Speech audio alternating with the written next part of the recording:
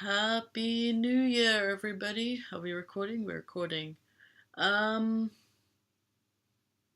I would be happier. We had a great New Year's Eve, but for those of you who follow me on Twitter, um, all links in the description, by the way, um, you would have noticed that I tweeted that a new year wouldn't be a new year without family bringing shit up. So, I mean, it's the most unnecessary tea, but I guess I have tea for the new year.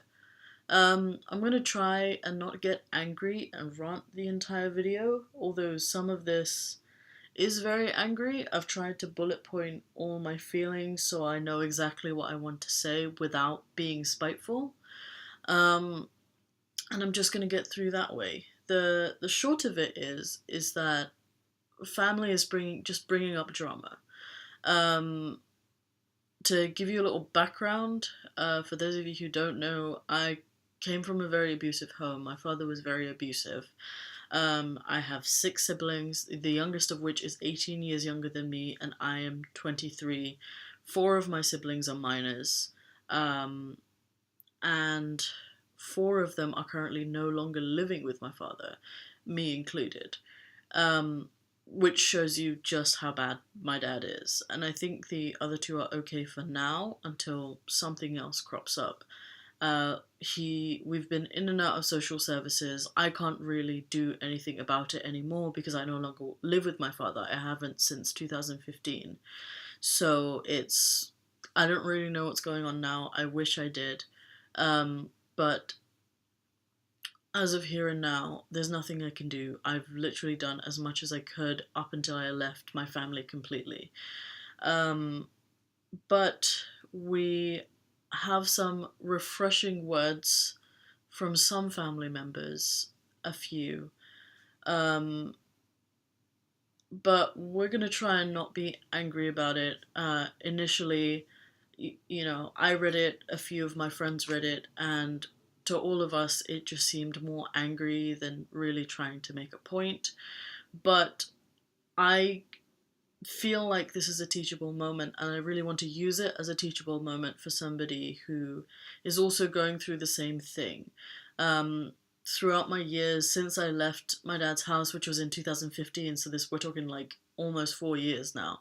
Um, I went through a lot of shame and guilt from my family for leaving my family for a number of different reasons. For religious reasons, I came from a Muslim family, I am no longer a Muslim.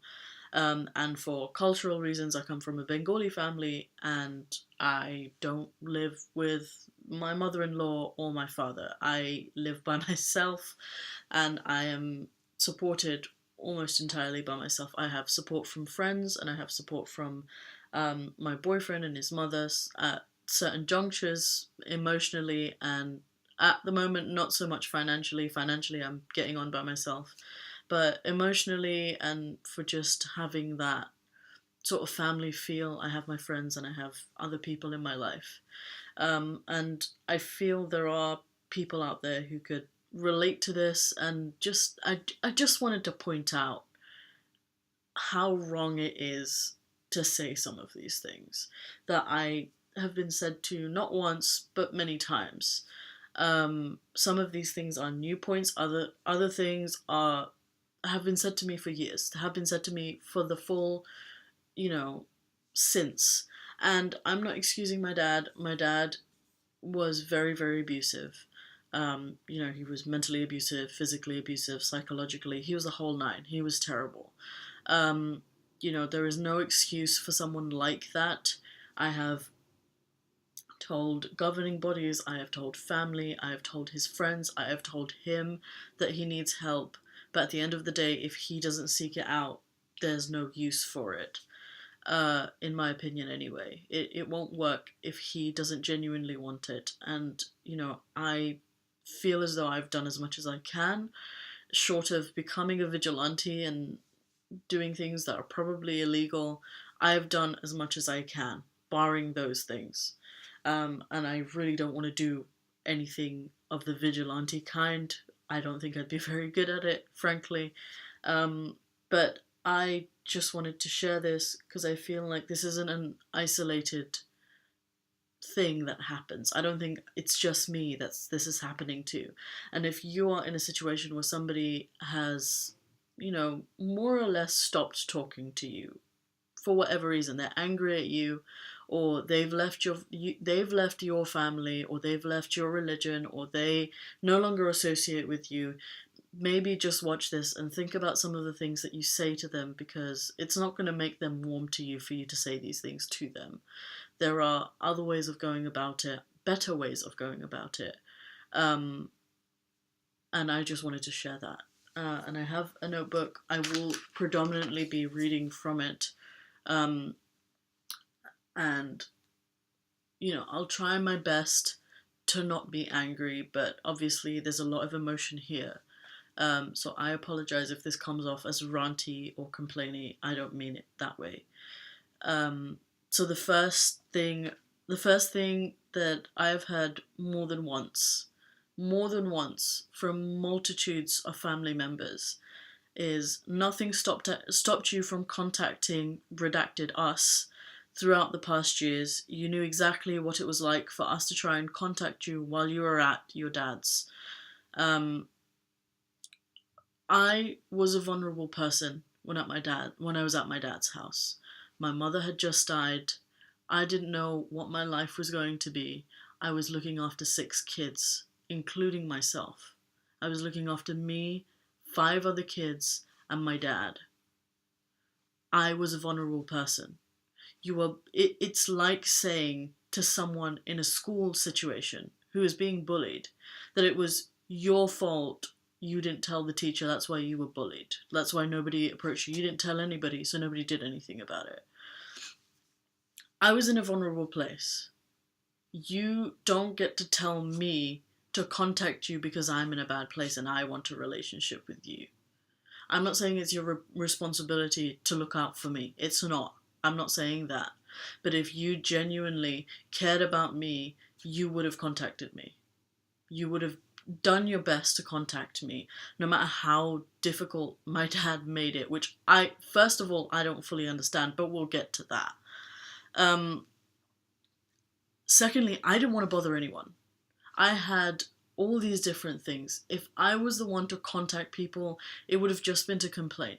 Even today, throughout my whole life, I have never wanted to call someone to complain unless I really knew that person. And I'm realizing more and more that I never really knew any of you in my family. I never really knew any of my aunts. I never really knew any of my uncles. I never really knew anyone. Not my cousins, nobody. Everybody kept to themselves, everybody had their demons, everybody hid their demons, and everybody just put on a plastic smile every time I went over. Your true colours all came out after Mum died and I was by myself looking after 5 kids. And take that as you will, that is the case. That is how I felt. All your true colours really shone through when I was in a position that I was struggling. For whatever I can say about my dad's side of the family, at least they were more or less there.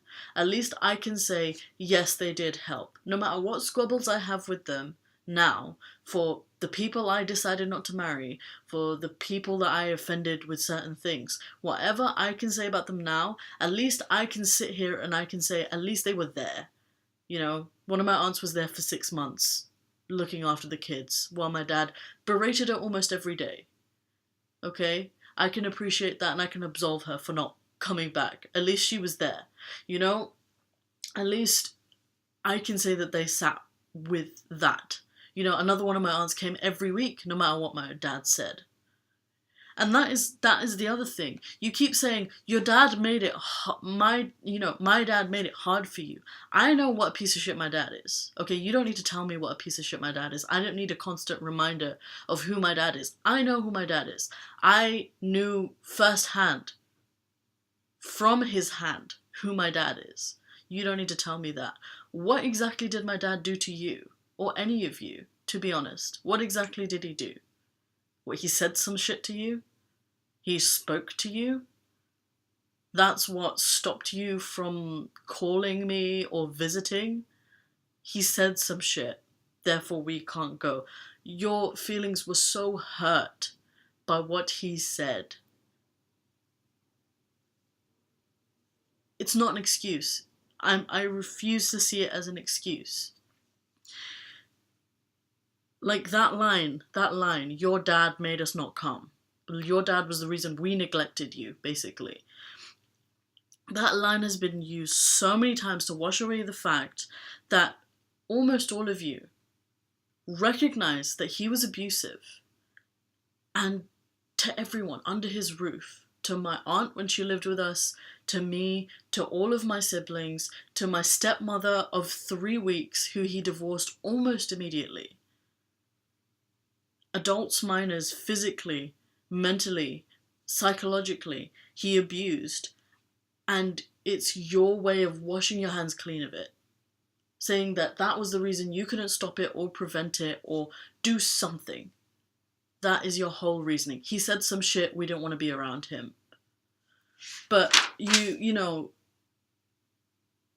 I can't believe that my father had that power over you.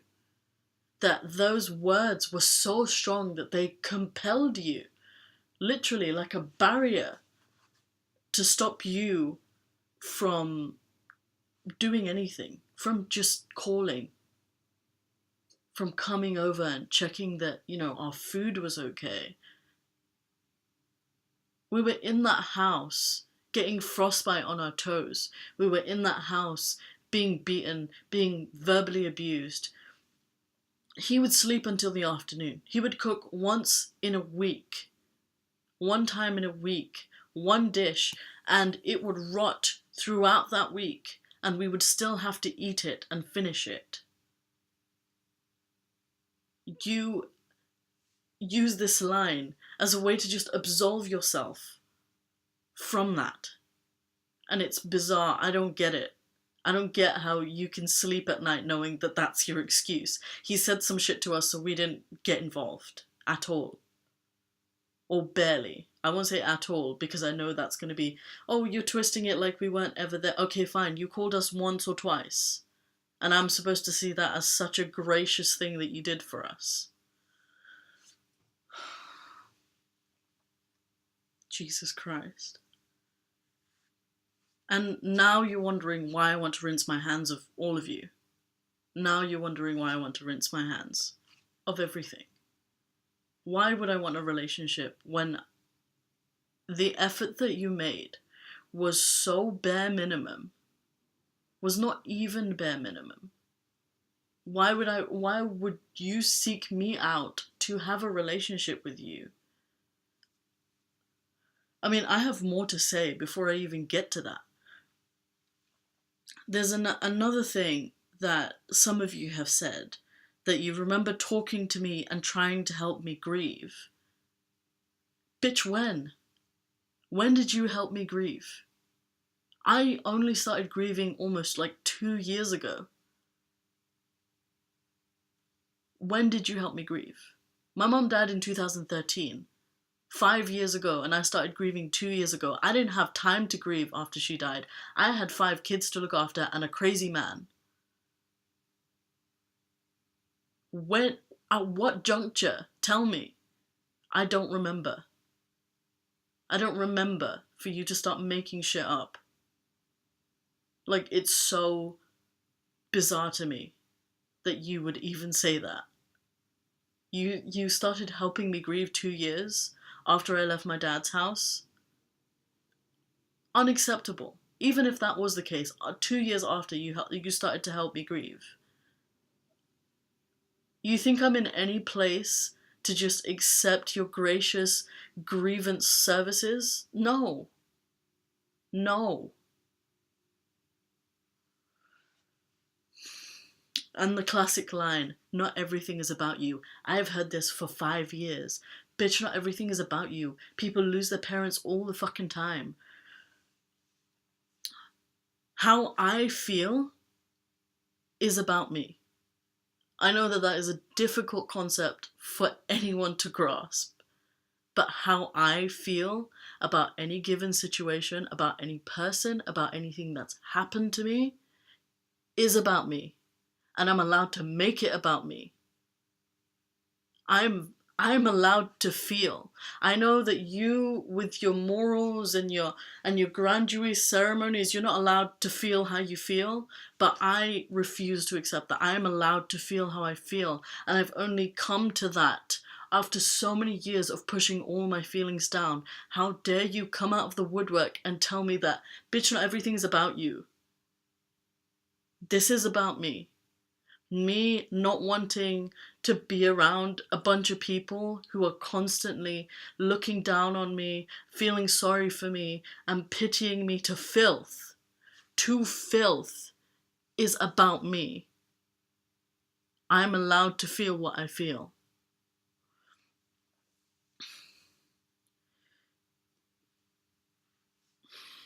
This one I've heard so many times as well. You forget that you may have lost your mom, but X, whoever, also lost her. That's not fair. And you know that ain't fair. You know to the core of your being that that is not a fair statement to make. In so many messages I have read that you broke our trust, you know how to hurt us. That is the line that hurts people, bitch. You may have lost your mum, but we lost people too. That ain't fair. Because I lost my mum after she went. I lost my dad to his madness. Everybody keeps saying, oh, you and your dad had such a great relationship. We talked a fuck ton all the time, and it was working. And then I lost him. I'm getting way too emotional. I lost all of you because of all your fucking excuses. Oh, he talks too much. Oh, he hurts our feelings. Oh, he calls us this. Oh, he calls us that. I lost all of you. I lost my religion. I lost all my friends. And then after I left my dad's house, I lost my siblings. Bitch, it's not about you. You didn't just lose your mum. People felt that pain as well. You don't get to tell me what I've lost and what I haven't lost. You don't get to tell me how I get to feel.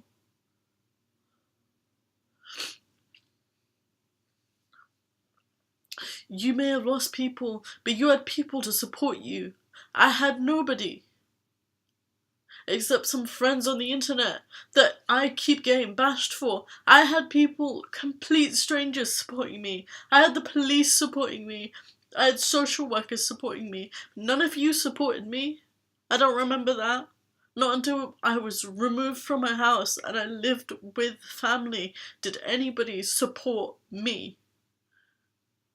So don't sit there and act like I only lost my mum.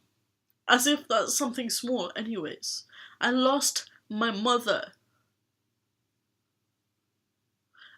5 other kids in my house lost their mother. And you're gonna minimize that? How dare you?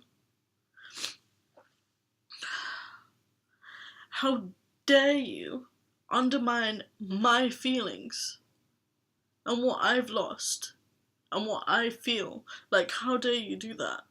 How dare you undermine the most valid feeling that anyone can have by saying that we all feel it?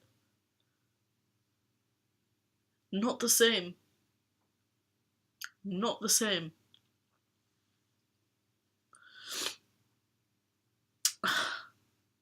I don't have any motives aside from the fact that I feel sorry for you and we want a relationship with you.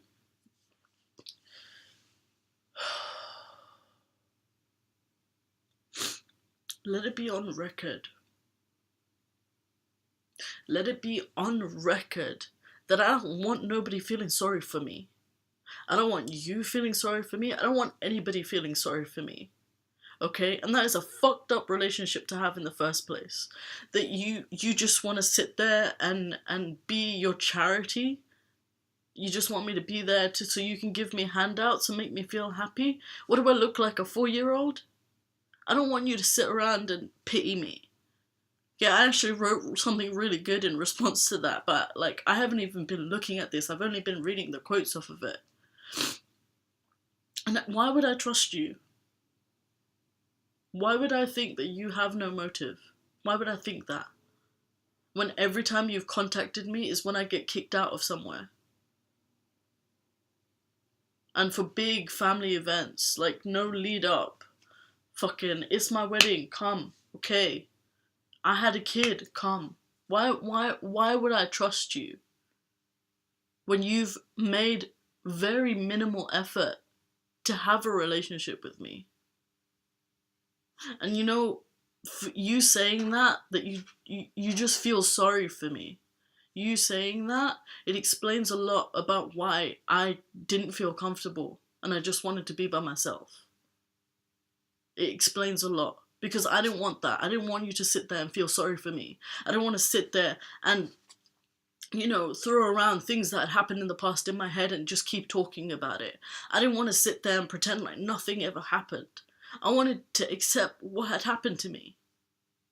I wanted to accept what people had done to me. I wanted to accept all of it so I could just go and live my life. By myself, on my own.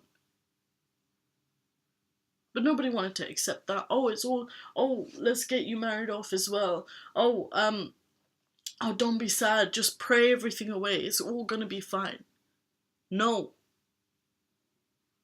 No. What did we do to you? Nothing. You did nothing.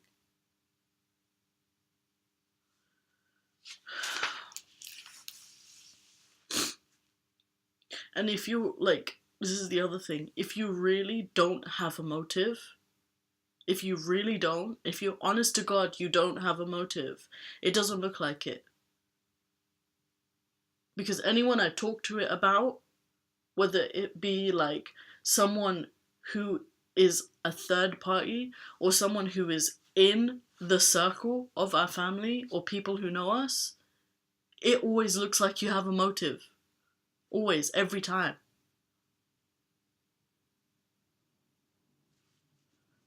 How it looks like it. I'm only gonna call it as I see it.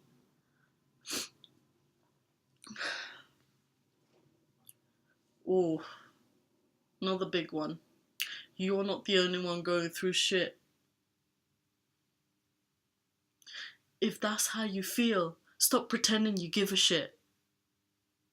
I don't know what else to tell you. If that's how you feel, stop pretending like you care. It's a moot point. Invalid. It doesn't mean anything. Yeah, I know we all have shit. You don't need to tell me that. The sky is blue, grass is green. Okay, fine, whatever. If you don't care, stop pretending you care. Because apparently it takes me getting disowned for someone to notice that, you know, I exist. For you to notice anyway. You know damn well how hard your dad made it. You know damn well how hard your dad made it. Listen to me. It's not a fucking excuse. It's not. And you need to stop thinking it's an excuse. He made it hard for us. So we disassociated ourselves from the entire situation. Not an excuse. It's not an excuse for your disinvolvement. It's not an excuse for your neglect of vulnerable people, vulnerable adults, and minors who lived in that house and who faced that abuse. Every single one of us, oldest to youngest, the youngest being a baby, not an excuse for your disinvolvement and your neglect. Stop spreading that shit because it's shit, it's garbage, it is the worst thing I have heard of an excuse. Stop that shit. You keep telling me that I'm playing the victim. I keep hearing that I am playing the victim. I am a victim. I am a victim of abuse and your neglect. I'm not playing a victim, I am a victim. Whether you want to believe it or not, wake the fuck up. Because you sound stupid and you sound insane. Stop blaming me for the way that I feel. Fix your shitty ideas and the way you think, because it's not okay.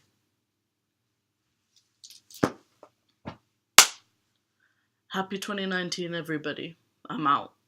I'm gonna go back to living my life, and if any more of this shit comes my way, I'm literally, I'm only gonna use it to respond and to give any kind of hope to people who are going through the same situation, because it's fucked up. It is so fucked up. Goodbye, and I'll see you in the next one.